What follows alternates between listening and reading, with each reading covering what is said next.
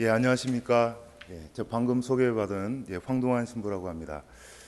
에, 혹시 베네딕토 수도원이라고 혹시 아십니까? 어, 정원진 목사님께서 영광스럽게 저를 이 자리로 초대해 주셨는데, 그리고 나서 정원진 목사님 팟캐스트 방송도 하시더라고요. 그래서 제가 찾아서 좀 들었습니다. 지난 창조절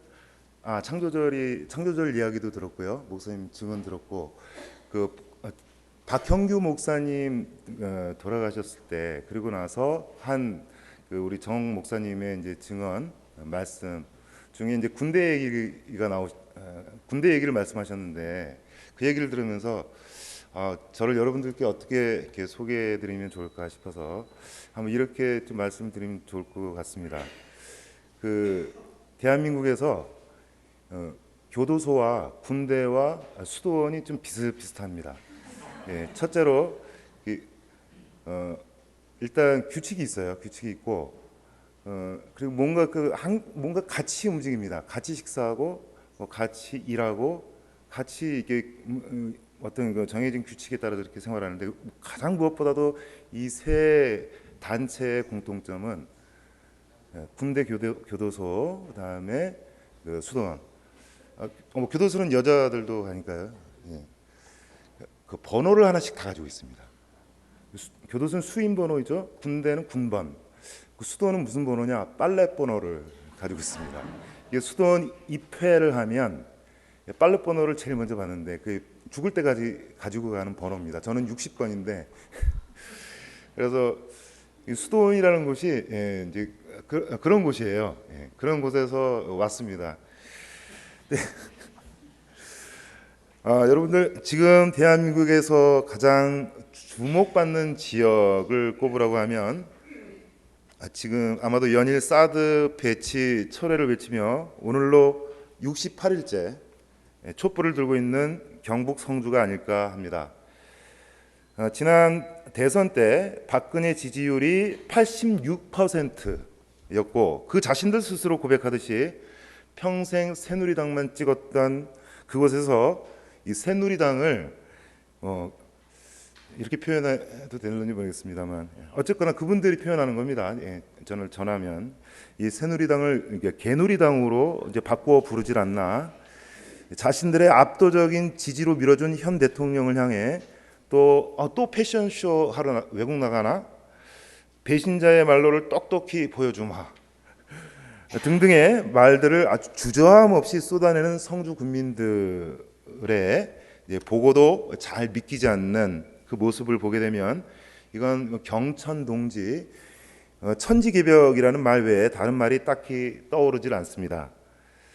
대한민국 보수의 아성 경상도, 바로 그곳에서 박근혜는 물론 박정희의 실체 운운하는 이야기를 듣게 되다니 평소 상상해보지 못한 일들이 날마다 진화하면서 벌어지고 있는 경북 성주, 바로 그곳 강 건너 외관에서 정원진 목사님의 부르심을 받고 여러분과 함께하고자 이 자리에 섰습니다.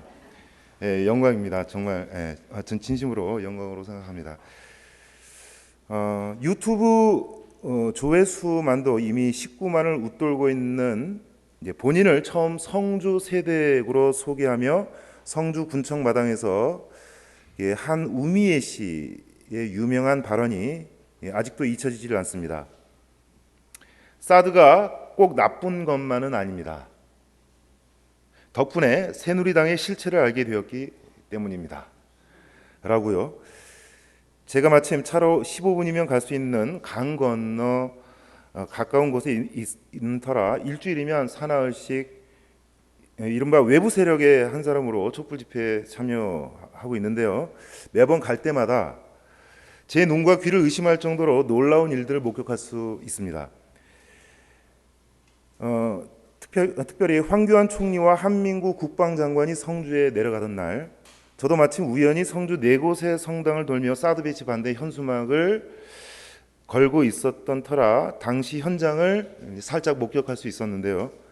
그때 느낌을 한마디로 표현하면 이겁니다. 마치 전라도 광주가 그대로 경상도 성주로 옮겨온 것과 같은 느낌. 이제 어린 학생부터 7, 80대 노인에 이르기까지 저도 차마 함부로 입에 담지 못할 격한 표현들을 정부와 총리, 대통령을 향해 거침없이 쏟아내는 모습을 보면서 이번 싸움은 이미 끝난 싸움이다 라는 뭔가 모를 확신을 갖게 됐습니다. 1번만 찍어서 미안합니다.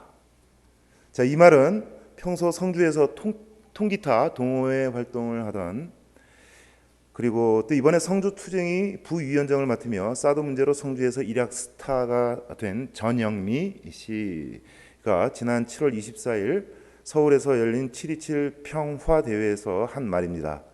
이 전영미 씨만이 아니라 지금 성주 군민들이 뭐라고 하느냐면요, 제가 1번 찍은 손을 잘라버리고 싶다고까지 토로하고 있습니다. 다시는 그렇게 찍지 않겠다고 하면서 한동안 새누리당 탈당에 줄을 이었던 적이 있었습니다. 여러분들도 언론 보도 매체를 통해서 소식을 들으셨는지 모르겠습니다. 솔직히 경상도에서 이 정도로 과격한 반응이 나오리라고는 그 누구도 전혀 예상하지 못한 만큼 그 놀라움도 컸지만, 만일 그분들의 태도가 여기에 딱 멈춰 버렸다면, 그래, 얼마나 열받았으면 저랬을까, 이제 경상도도 좀 나아지겠지 라는 정도로, 그렇게 홍요가리 정도로 생각했을지 모르겠습니다만, 그런데 더 놀라운 것은 그 이후에 보인 그분들의 변화된 모습이었는데, 저로 하여금 놀라움을 넘어 감동을 주게 되었습니다. 그분들이 어느 순간부터 세월호 유가족들과 밀양 송전탑 주민들에게 죄를 지었다고 고백하기 시작하는 거였습니다. 우리가 당해보니 그 찢어지는 아픔이 어떤 아픔이 알겠다라는 것이죠. 우리 동네 아니라고 모른 채 했다라는 것. 우리 성주가 당해보니 그게 세월호 유가족들만의 문제, 밀양 주민들만의 문제가 아니었음을 깨닫게 되면서 그분들의 아픔과 눈물을 깊이 이해하겠다고 합니다. 그러면서 그분들은 이제 성주만을 위해 싸우지 않겠노라고 결연한 다짐을 하고 있습니다. 사드를 배치할 만한 데는 한반도 어디에도 없다라고요. 대한민국을 위해서 싸우겠다라고 합니다. 세월호 유가족과 밀양주민, 제주도 강정마을을 위해서도 싸우겠다라고 합니다. 세월호 유가족과 밀양주민, 그리고 제주도 강정마을에 고통받은 사람들과 이 연대를, 공감을 이루고 있는 것이죠. 우리 국민의 안녕과 생명과 평화를 위해 끝까지 싸우겠다고 합니다. 저는 성주 국민들의 이런 모습을 보면서 진정한 연대의 힘은 바로 이런 데서 나오는 것이로구나 하는 것을 깨닫게 되었습니다. 손에 손을 잡고 서로 어깨를 맞닿은 채 함께하는 연대의 진정한 힘은 바로 공감하는 데서 나오는 것임을 피부로 알게 된 것이죠. 연대의 시작은 공감하는 데서부터 시작된다는 것을 실증적으로 체험할 수 있는 곳이 지금 바로 성주입니다. 제가 오늘 여러분과 나누기 위해 선택한 마테오 복음 본문도 공감에 관해 이야기하고 있습니다. 이 세대를 무엇에 비길까? 피리를 불어주어도 춤추지 아니하고 곡을 하여도 가슴을 치지 않는 이들과 같다. 여러분들 성경 본문과 조금 차이가 납니다만, 무감각, 무감동, 무정서, 무감정의 사람들이 있습니다. 살아있다고 하나 실상 죽어있는 사람들이죠. 또 요한이 와서 먹고 마시자 마귀 들렸다 하고, 사람의 아들이 먹고 마시니 먹보요 술꾼이요 세리와 죄인들의 친구다 라고 자기 멋대로 편견의 잣대를 들이대는 이들이 있습니다. 완전히 분별력을 상실한 자들이죠. 이런 무감각과 무감동의 완고함, 편견의 무지가 요컨대 결핍된 공감 능력이 사안의 실체나 진실을 바라보지 못하게 하고 분별력을 상실하게 하는 것이죠. 이 세대를 무엇에 비길까라고 예수님께서 탄식하십니다. 오늘날 세대에게도 예외가 아닙니다. 아무도 소외된 이들을 위해 말하려 하지 않는 세대라면 그 세대가 어느 때이건 예수님의 똑같은 탄식을 듣게 될 것입니다. 이웃의 고통, 슬픔, 기쁨, 아픔에 대해 공감하지 못하기에 할 말이 없는 것이죠. 아무도 말하지 않기에 우리의 이웃들과 점점 멀어집니다. 그러다 보니 도와주고 싶어도 어떻게 도와주어야 할지 그 방법과 길이 잘 보이지 않게 됩니다. 바로 이때 친히 가난한 이들의 따뜻한 배경이 되어주시는 예수님을 볼 수 있으면 좋겠습니다. 우리의 욕심이 추방시킨 이웃들을 기꺼이 받아들이시는 주님의 모습을 보면서 우리 마음 안으로 누군가를 진정성 있게 받아들였던 적이 우리는 과연 몇 번이나 있었는지를 성찰하게 합니다. 보라, 저자는 먹보여 술꾼이며 세리와 죄인들의 친구다. 예수님을 밀어내려는 자들이 비아냥대며 했던 말인데 오히려 예수님의 진짜 모습을 잘 표현해 주고 있습니다. 이제 예수님을 따르고자 하는 그리스도인들이 나서서 우리 시대에 고통받고 슬퍼하고 또 힘겨워하는 이들의 친구가 되어 함께 피리를 불며 함께 웃고 울어주어야 할 것입니다.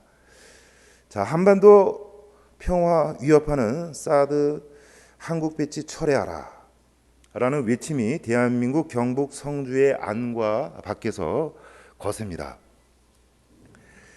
2달 전이죠. 지난 7월 8일 그리고 13일 한국 정부가 주한미군의 사드 배치 결정을 허용하면서 한 이야기를 상기해 봅니다.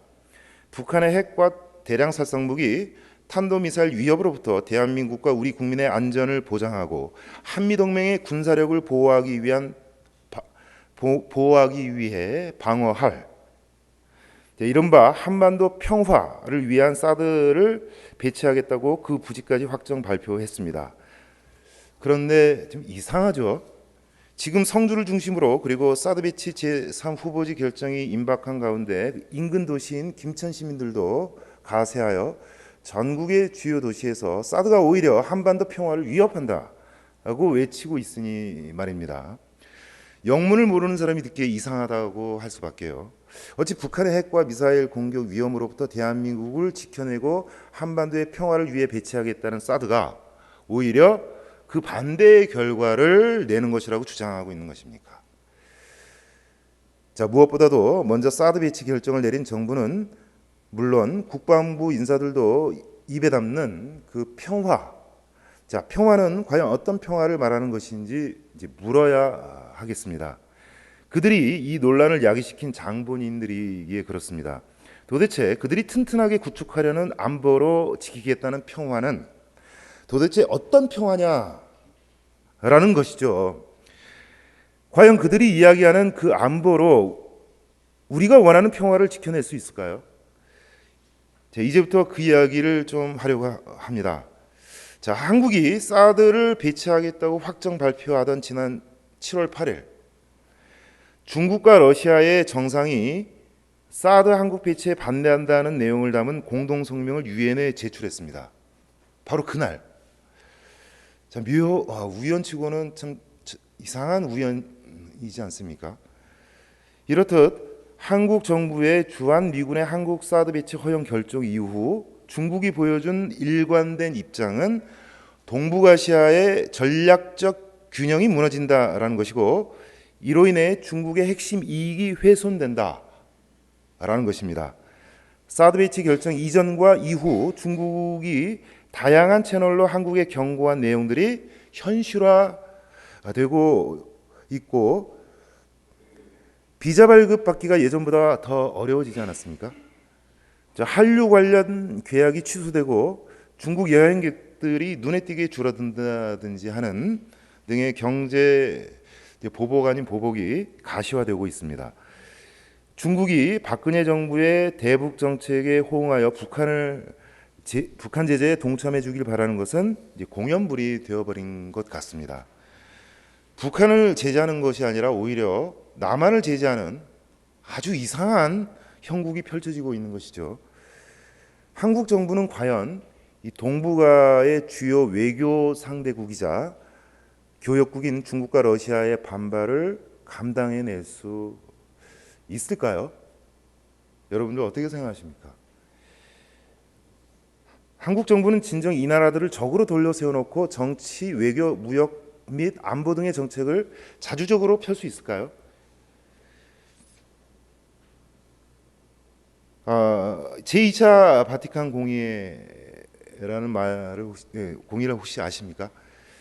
예, 공의회, 이 가톨릭 교회에 이 공의회를 통해 이 가톨릭 교회의 혁신을 이게 주도했던 분이 이제 교황 요한 23세인데 이분께서 남긴 유명한 말이 있습니다. 평화는 결코 무기라는 힘의 균형으로 이루어질 수 없으며 상호 신뢰에 의해 확립된다. 라는 것이죠.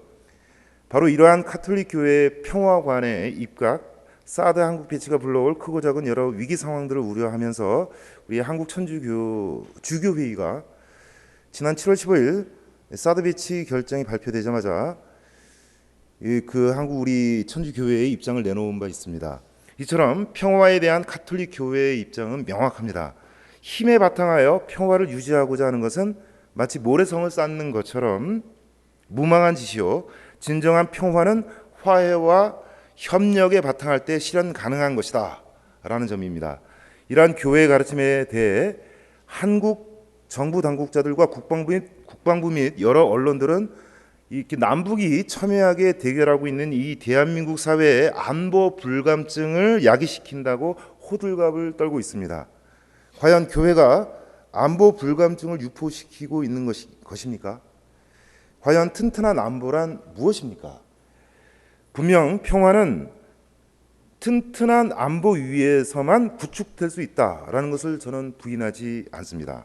저도 이 명제에 전적으로 동의합니다. 그런데 다만 어떤 방식의 튼튼한 안보냐라는 것이죠. 겉으로는 천문학적인 군비를 들여 막강한 군사력을 갖춘 그 튼튼한 안보가 평화를 보장하기는커녕 재앙을 부르고 공멸로 이끄는 불안한 안보여 위험한 안보일 수 있겠기 때문입니다. 사드 한국 배치는 과연 진정한 한국의 튼튼한 안보에 도움이 되는 것일까요? 도대체 나와 상대의 평화는 어떻게 형성될 수 있는가? 라고 우선 물어보아야 합니다. 쌍방의 평화는 궁극적으로 상대의 공격을 근원적으로 제거하는 것에서 출발합니다. 이것은 또한 안보의 목표이기도 합니다. 두 가지 방안이 있을 수 있겠습니다. 우선 힘에 의한 제압이죠. 상대방의 선제 공격 내지 보복 공격조차 허용하지 않을 정도의 충분한 힘을 내가 구비해 놓고 있으면 나의 평화는 불안하나마 그런 대로 유지될 수 있습니다. 그렇지 않습니까? 이것이 바로 핵 보유 초강대국 미국의 MD, 즉 미사일 방어망의 신념 체계입니다.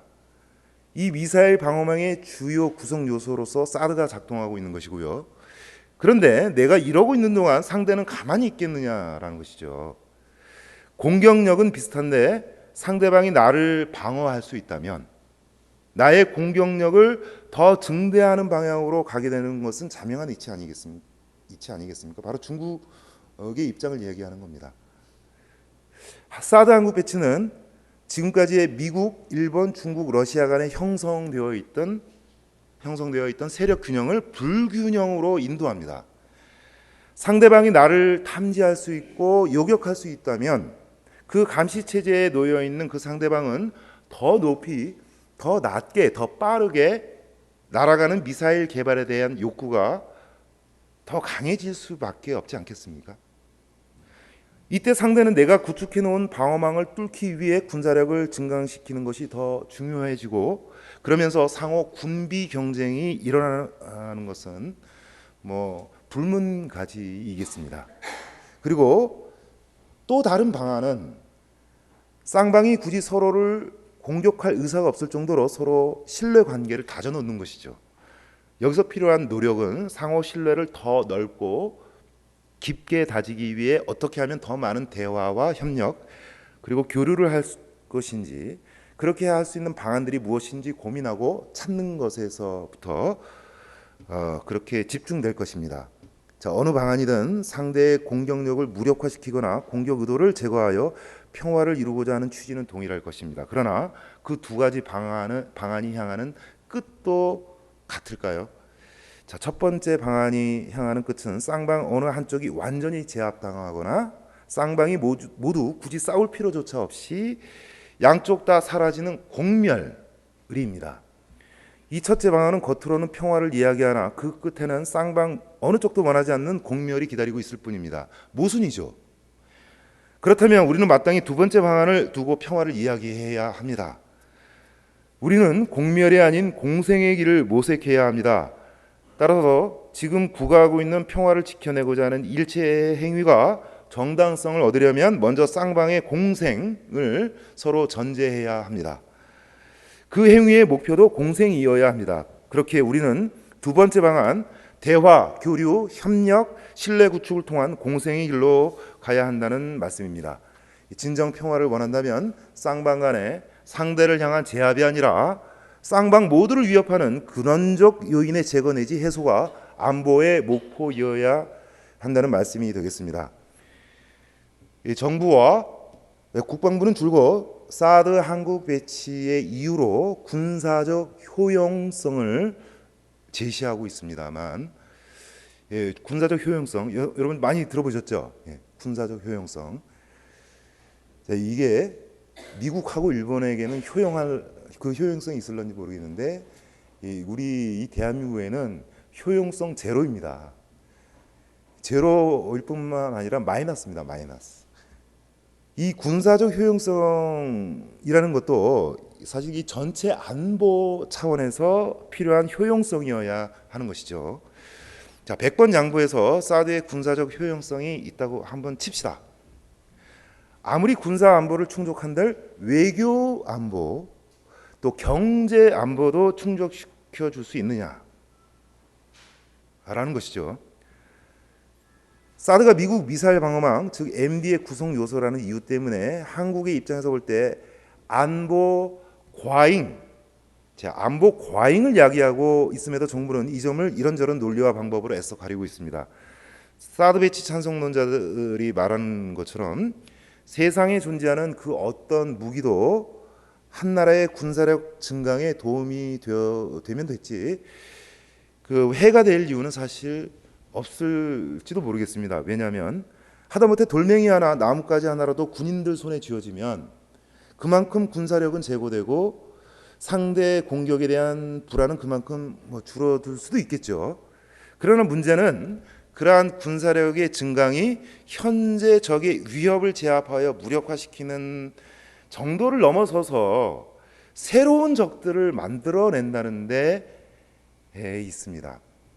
자, 중국은 미국의 사드를 한국에 들여놓는 순간 한미 동맹의 성격이 대북 억지에서 대중 억지로 전환된다고 인식하고 있습니다. 이건 감정의 문제가 아닙니다. 중국은 그동안 기본적으로 한미 동맹에 불편해하긴 했습니다만 반대하지 않았던 이유가 있는데 한미 동맹의 목적이 중국 그 자신에게도 골칫거리였던 북한에 대한 통제 또 대북 억지로 봐왔기 때문입니다. 그러나 사드가 한국에 들어오게 되면은요 한미 동맹은 대중 억지로 그 성격이 이제 전환되어 버립니다. 그래서 중국이 이를 간파하고 현재 강하게 반발하고 있는 것이죠. 중국뿐만 아니라 러시아도 강하게 반발하고 있습니다. 최근 북한의 5차 핵실험 이후 대통령은 물론 정부 여당까지 가세해 북핵 해결의 방법으로 또 사드 배치의 정당성을 들고 나오고 있는데 분명히 말씀드립니다만 사드 한국 배치는 한국이 적으로 상정한 북한의 위협에 대한 안보 불안 요소를 줄이거나 제거하기는커녕 한국이 정말 감당하기 힘든 새로운 거대한 적들을 만들면서 한국의 안보 불안 요소를 더욱 키우고 넓히게 될 것입니다. 이른바 안보 과잉인 것이죠. 그렇게 한국의 평화를 지키기 위한 안보의 측면에서 사드는 전혀 필요 없는 무기일 뿐만 아니라 오히려 안보를 파괴하고 새로운 분쟁 내지 전쟁의 불씨를 지피는 역할만 하고 있는 백해 무익한 무기라고 이야기하고 있는 것입니다. 그럼에도 불구하고 대통령은 물론 국방부는 사드의 군사적 효용성을 강변하고 있습니다. 그런데 사드 배치 결정 이후 강하게 반발하고 나서는 중국과 러시아의 태도를 보아서도 알 수 있듯이 국가 전체의 안보를 군사적 효용성 안에 가두면서 이렇게 오히려 안보를 강화하기 위한 원래의 취지를 무색하게 하는 안보 파괴의 결과를 내고 있는 것을 우리는 실시간으로 계속해서 목도하고 있습니다. 사드 한국 배치 확정 보도가 나오자마자 중국 외교부는 강렬한 불만, 단호히 반대한다는 입장을 표명했고 주중 한국 대사, 미국 대사를 소환 강력히 항의했습니다. 중국 환구시보는 사드가 한국에 배치되면 한국은 총알바지가 될 것이라고 노골적으로 경고한 바도 있습니다. 남북 대결 체제로 인한 질곡에 더해 북중러 대 한미일 이라는 이 군사적 대결 체제가 들어서면 그 부담은 실로 감당할 수 없는 멍해를 우리 국민들에게 안길 것이 분명합니다. 지난 수십 년간 중국과 러시아와 맺어온 호혜 평등의 관계를 적으로 돌려 세우는 외교 파탄이요 참사입니다. 이런 경제 안보, 외교 안보의 처참한 실패를 목전에 두고 어떻게 사드 배치의 효용성을 말할 수 있느냐라는 것이죠. 정상적인 지금 국정 상태가 아닙니다. 단언코 사드 한국 배치는 한반도의 평화를 지키고자 하는 한국 안보 목표에 전혀 부합하지 않습니다. 결코 무기라는 힘의 균형으로는 평화를 이룰 수 없습니다. 공생이 아닌 공멸이 우리를 기다리고 있을 뿐입니다. 다시 한번 강조해서 말씀드립니다. 사드 한국 배치 결정에 따른 이 위중한 상황에서 그래도 다행인 것은 이 사드 배치에 대한 이 경상북도 성주 이 시골 사람들의 물러섬 없는 저항과 명확한 인식하에 벌이고 있는 철회 운동이 그것입니다. 여기서 저는 인간 본성 안에 내재되어 있는 평화를 향한 근원적인 갈망을 보고 있습니다. 이 갈망이 한반도 및 동북아 인민들이 전쟁의 공포와 위협을 제거하는 평화 운동으로 이어질 수 있기를 바랍니다. 공멸로 이끄는 대결과 적대 정책을 멈추고 호혜 평등에 입각한 대화와 공생의 방안을 찾을 수 있다는 희망을 성주 군민의 손에 든 촛불의 빛에서 봅니다. 평화를 지키고 생명을 수호하기 위한 이 땅에 살아있는 우리 모두가 성주의 안과 밖의 경계를 허물고 함께 연대해야 할 평화 운동입니다. 전라도 광주가 지난 세기 민주화의 성지였다면 경상도 성주, 광주 성주 이 라임이 좀 딱 맞죠. 이 경상도 성주는 21세기 평화의 성지가 되어가고 있음을 실시간으로 목도하고 있습니다. 지금 성주는 한반도 평화를 지키는 막루요, 국민들은 동북아시아 평화의 파수꾼이 되어가고 있습니다. 우리 그리스도인들도 마땅히 평화 운동에 동참해야 할 것입니다. 오늘 저녁에도 어김없이 성주군청 앞 도로변에서는 68번째 촛불들이 켜질 것입니다. 그분들은 그렇게 매일같이 한반도 평화 위협하는 사드 한국 배치 반대한다라는 목소리를 내고 있는데, 자, 여기 앉아 있는 우리는 이제 뭘 해야 하죠? 경북에서도 인구도 얼마 되지 않는 이 조그만 마을에서 벌어지고 있는 일이라 강 건너 불구경하듯이 구경하는 것이 옳지 않겠죠? 당연히 그렇습니다. 그들이 성주 군수로부터 탄압받아 힘들어할 때 우리도 같이 공감해 주어야 합니다. 그분들이 사드를 어디 갖다 놓아야 할지, 정부가 사드를 어디 갖다 놓아야 할지 우왕좌왕하는 그 정부의 모습을 보고 그분들이 신명나할 때 우리도 같이 어깨 걸고 춤을 추어 주어야 합니다. 이것이 바로 연대이고 평화를 사랑하는 일념으로 연결된 이 연대의 힘만이 우리가 살고 있고 우리의 자녀들이 살아갈 이 땅 대한민국과 한반도의 평화를 지켜낼 수 있을 것입니다. 목사님의 또 부탁을 받고 최근 벌어진 북한의 5차 핵실험과 관련해서 좀 준비한 말씀이 있는데 시간 관계상 다 말씀을 못 드릴 것 같은데 한 5분 내로 정리는 가능할 것 같은데 혹시 목사님께서 특별히 허락해 주신다면 아니면 여러분들께서 허락해 주신다면 예. 이제 계속해서 그만 준비한 그 지금 북한에서 핵실험을 하지 않았습니까? 이걸 우리는 어떻게 지금 바라봐야 되는가에 대해서 뭐 제가 이제 여러분들께 한번 이렇게 바라보면 좋겠다라는 거 한 제안을 드리는 겁니다. 자, 이제 많은 논란을 불러일으키고 있는 북한이 벌인 5차 핵실험. 자, 최근까지 한미일이 주도한 국제사회의 강력한 압박에도 북한은 아랑곳하지 않고 보란듯이 5차 핵실험을 했죠. 그렇다면 북한의 5차 핵실험 국면에 자, 우리는 어떻게 대처해야 할까요? 자, 북핵 사태의 악화 책임을 북한에만 떠넘기면서 더 강경하게 압박해 나가야 할까요? 그래서 북한이 굴복할 수 없을 정도의 강력한 제재를 가하면 북한이 핵을 포기하고 나올까요? 그렇게 주장하는 사람들이 있습니다. 그죠? 아니면 전쟁을 불사하고서라도 우리가 선제적으로 북핵을 정밀 타격해 무력화시켜야 할까요? 오늘 제가 여러분들께 줄기차게 얘기한 것과는 정면으로 배치되는 이야기입니다. 서로 공멸하는 겁니다. 사드 배치 정도가 아니라 우리도 북한처럼 핵무장을 해야 할까요? 자, 실제로 남한 핵무장론까지 공론화되는 듯하다가 금세 수면 아래로 가라앉은 것 같습니다. 사실 이게 말이 안 되는 겁니다. 우리가 핵무기를 개발하려면요, 무엇보다 먼저 NPT에서 탈퇴해야 합니다. NPT라고 잘 아시죠? 북한이 NPT를 탈퇴했어요. 핵 확산 금지 조약 아닙니까? 자, 지구촌 전체를 적으로 돌려 세우겠다는 의미입니다. 우리가 핵무장을 한다라고 하는 것은 NPT에서 탈퇴하겠다는 것이고, 이것은 지구촌 전체를 적으로 돌려 세우는 일이라는 것이죠. 저 국제사회의 제재와 압박 속에서 고립된 지금의 북한처럼 된다는 것입니다.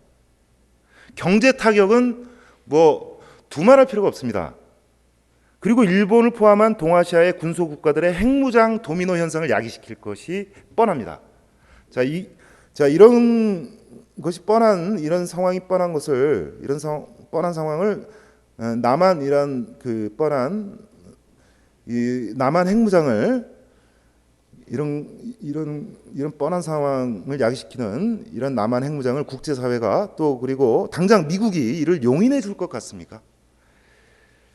설령 청신만고 때 핵무기를 가진다고 한들 전작권도 없는 우리가 무슨 재주로 이 위험한 무기를 자주적으로 운용할 수 있겠느냐라는 것이죠. 미국은 확장 억제라는 이름으로 바로 거부 입장을 밝혔습니다. 이 확장 억제라는 말이 무슨 말이냐면 핵무기를 한국에 배치하지 않더라도 전투기와 잠수함, 탄도미사일 등을 통해 억제력을 제공하겠다라는 의미입니다.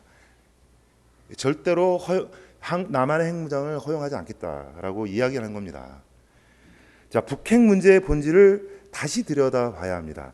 우선 북한이 죽기 살기로 핵무기 개발에 매달리는 이유가 무엇인지 정확히 이해해야 하는 것이죠. 그래야 거기에 맞는 해법을 찾을 수 있는 것입니다.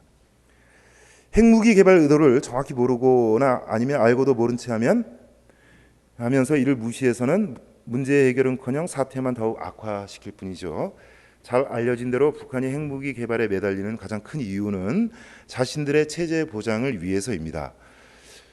자, 북한이 핵무기로 우리와 일본, 미국을 공격할 것이라고 하지만 그건 어디까지나 미국 등으로부터의 공격을 받았을 때 방어적인 차원에서나 생각해 볼 수 있는 일인 것인지, 북한이 핵무기를 먼저 사용하리라고 하는 것은 상상하기 힘듭니다. 미국의 핵 능력에 비춰볼 때 그것은 북한 정권의 종말을 의미하는 것이기 때문이죠. 남북과 미, 일, 중러 등 6개국이 지난 2005년 9월에 합의한 9.19 공동성명에는 북한의 핵무기 개발 의도를 정확히 인식하고 이를 바탕으로 한 현실적인 타개책이 담겨 있습니다. 핵심은 북한은 모든 핵무기를 포기하고 대신 미국은 북한을 공격하거나 침략하지 않는다입니다. 북한이 핵무기를 개발하려는 것은 미국의 공격이나 침략을 방어하기 위한 것이라는 점을 한반도 주변 당사국들이 모두 인정한 셈이죠. 북핵 문제의 이런 본질은 그때나 지금이나 달라지지 않았습니다. 9.19 공동성명이 지켜지지 않는 데는 서로 간에 불신이 깔렸었기 때문입니다. 9.19 합의 뒤에도 미국의 부시 정권은 다양한 제재 조처를 취했죠.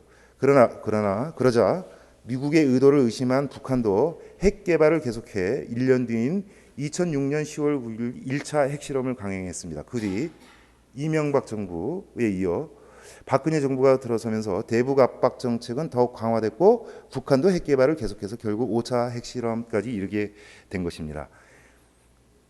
그렇다면 압박 일변도의 대북 정책이 실패했음을 솔직히 인정해야 합니다. 그리고 그 바탕 위에서 다시 대화와 협상에 나서는 길밖에 없습니다. 북한의 요구에 귀 기울이고 북한의 비핵화와 체제 보장을 동시에 충족시킬 수 있는 해법을 새롭게 모색해야 하는 것이죠. 사태가 이렇게 악화한 데는 자신들의 체제 보장을 위한다며 핵 개발을 계속한 북한이 가장 큰 책임이 물론 있습니다만 9.19 공동성명의 합의 정신을 지키지 않는 한국과 미국 정부의 책임도 작지 않습니다. 북핵 문제는 상대방이 있는 사안이고 상대의 행동에 따라 상호작용을 하기 때문에 합의 파기를 어느 일방의 책임만으로 돌릴 수 없기 때문이죠. 이번에도 정부는 북핵 실험을 빌미로 대통령부터 나서서 재차 사드 배치의 정당성을 주장하는데 또 핵무장론까지 이야기가 나오는데 고장난 레코드판 되풀이해서 듣는 것 같습니다. 교황 요한 23세의 말을 다시 언급하면서 본 설교의 결론으로 가름하고자 합니다. 평화는 결코 무기라는 힘의 균형으로 이루어질 수 없으며 상호 신뢰에 의해 확립될 것입니다. 아멘.